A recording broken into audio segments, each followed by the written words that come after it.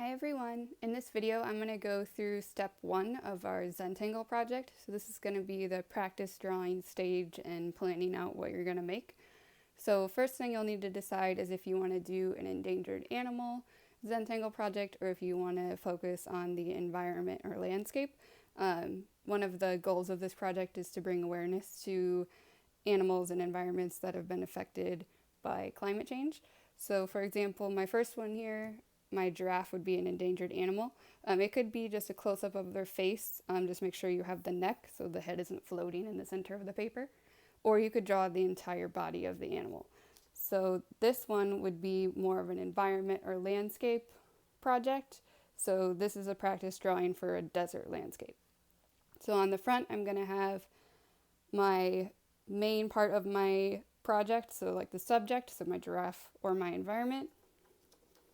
On the back of the practice drawing, you're going to go through 8 different pattern examples or more that make up a Zentangle. So a Zentangle has patterns and designs. Zentangles can count as any pattern that repeats, so it doesn't have to just be like square, circle, square, circle. Any repeating lines or repeating shapes or combinations of lines and shapes count as a pattern. So again, here's 8. To get to an E level for the Zentangle part, you would need 9 or more. So same thing for the environment. You're going to plan out all the different patterns you want to use. So again, I have 8 or more to get to the E level. Anything that repeats counts as a pattern. So repeating wavy lines or a combination of any lines and shapes that you want to include counts as a pattern. Notice I also have my name and homeroom on the back of both practice drawings. No matter what one you're doing, you need your name and homeroom on the back. So for example, if I'm going to start a practice drawing, let's say I decided to do an animal and I want to do a sea turtle. Okay, your paper can go this way or this way, up to you which way you want to turn it. I think I'm going to draw it this way and then I'll adjust it from there. So if I'm going to do a sea turtle, I want to think about basic shapes first. Now I could find a reference photo or a video, but I still want to break it down into basic shapes for myself. So for starters, their shell is going to be more of a round or oval shape.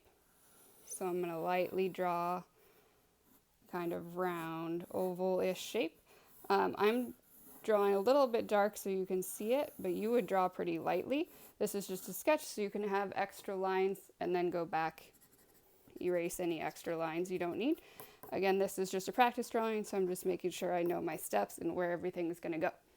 So next I'm going to add a head of a sea turtle, which would be kind of rounded, maybe slightly pointy up here, kind of like a rounded teardrop shape almost, or an oval. Then next I'm going to add his fins. So I'm going to add kind of a curved triangle going off to the side. And then adding 2 back ones. And then a tail would be like a triangle shape, so I'd add a little triangle back here. So I'm thinking basic shapes first. Next I would add some eyes. Again, this is just a sketch, so it doesn't have to look perfect yet. I don't expect these to look super realistic. I do need to be able to tell what animal you picked. It could be a more cartoon or simplistic version as long as I can tell what it is. Then I'm going to divide his shell. I like to use these hexagon shapes. That's actually pretty close to what an actual sea turtle would look like. So I'm just dividing it again. Again, this is just a rough sketch to plan out my shapes that make up my sea turtle. So this is all I really need for my practice drawing. If you want, you can label it so we know what you're trying to do to start with, just for your practice. So I would write sea turtle up there. On the back, I would have my name, write your actual name, and your homeroom. Next, I'm going to plan out my 8 Zentangle patterns. So I would just go ahead and number them so you can keep track. So these will be included in the drawing, either in the background or on the animal. But for now, we're just going to plan out a sample of each one. So to start out with, for my first one, I could just do simple dots. Remember, anything that repeats counts as a pattern. And next I could do lines, zigzag, wavy lines, swirls. I'm already up to 5. So anytime you change shape or lines or combine them, it can count. So once I get down here to my bottom ones, if I want to include more patterns, I can combine things. So I could combine circles and lines and do circle, line, circle, line. Now I technically have a new pattern, but I've reused my shapes and lines from before. So same thing if I add a zigzag, add an extra line or shape, and now that counts as a new pattern. Wavy lines, I could do a different type of wave, add maybe some circles inside, and again now this counts as a new pattern. Remember, 8 is M level for meeting the standard. If you would like more than that, then you're going to need to add an extra or few more. You may end up with a lot more than 9. So if I'm doing 9, then I could do another one. So again, any combination. So if I did swirls and then added something else to them to make it unique. So maybe I add little triangles inside there. Now it's technically different than that one. So after I have those and my sketch, I'm ready to move on to the final. You'll need to show this the teacher to make sure you've included everything you want to include. Again, once you get to the final paper, it's going to look a bit different because you're going to be combining your Zentangle and your animal. So for example, this is my giraffe one. It's a combination of a giraffe with Zentangles in the background. Up to you how you want to plan that out. For the landscape, it's pretty much the same concept. You're just going to be focusing on the environment of where that animal or endangered species would live. So for example, if I want to do more of a desert island, I need a horizon line first. So I'm just going to do kind of a wavy line. Okay.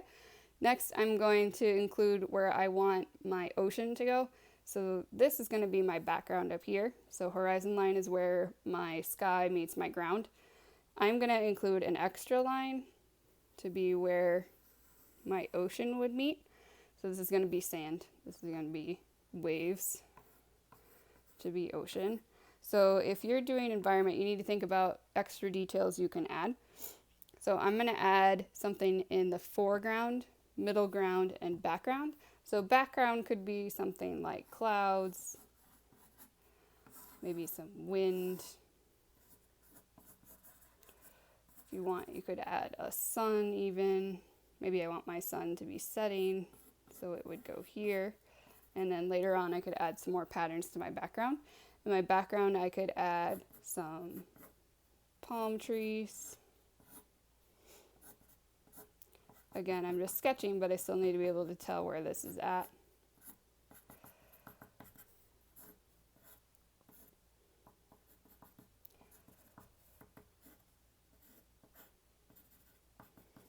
Okay, so that's background. Middle would be in the middle. So I would include something else in my environment. So if I do another palm tree over here, it's going to be bigger than this one because it's getting closer to the bottom of my paper. So if I do another palm tree, it would go there.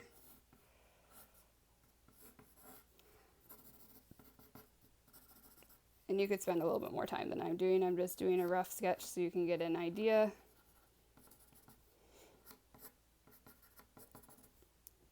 And then I could add some more details into there. So now the foreground would be the thing closest to you. So if I'm doing a palm tree here, it's going to be much bigger and taller because it's right up close to the viewer. So I'm going to have a much bigger tree.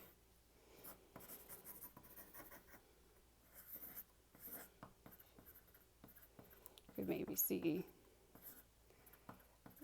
even more details. And then I would go back and erase where this is covering up.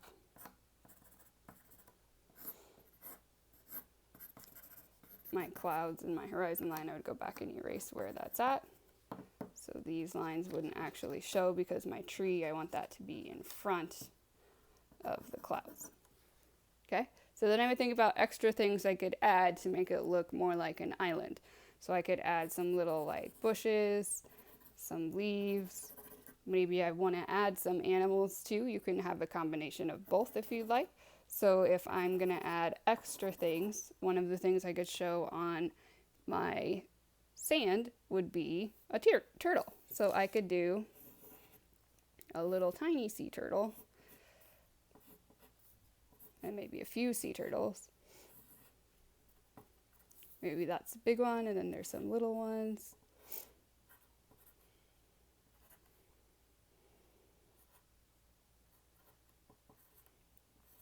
Over here. So think about what details you could add depending on what environment you want to pick. Again, this is just a sketch on the front. And then, so I could label this real quick and be like island or beach or whatever you want that to be. And then I still need my 8 Zentangle patterns or more. Again, 8 is only M level. So then I would do my patterns again. So I could pick shapes. And these are going to be included in my environment later on. But for now, I'm just doing a sample of what I might want to pick. Again, these can be any line, repeating line, or shape, as long as there's more than one that counts.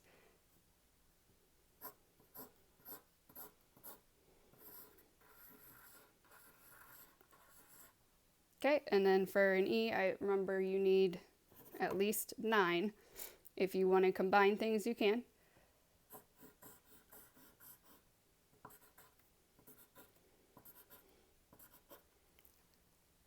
All right, and then one more thing I'm forgetting over here. I need my name and homeroom. Again, I would show this to my teacher and then move on to the final. So my other example I have, this one's kind of a desert and mountain combination of a environment or landscape. This has all my Zentangles already added in. Eventually we will also Sharpie these and watercolor, but today you're just worrying about a practice drawing. If you're doing an animal, here's my giraffe, looks something like that. And eventually it'll be watercolored. But we start out today with just a practice drawing, getting all your ideas and all your Zentangles planned out before you move on to the big final paper. Draw lightly so you can erase. Have fun and enjoy. Ask any questions that you need to.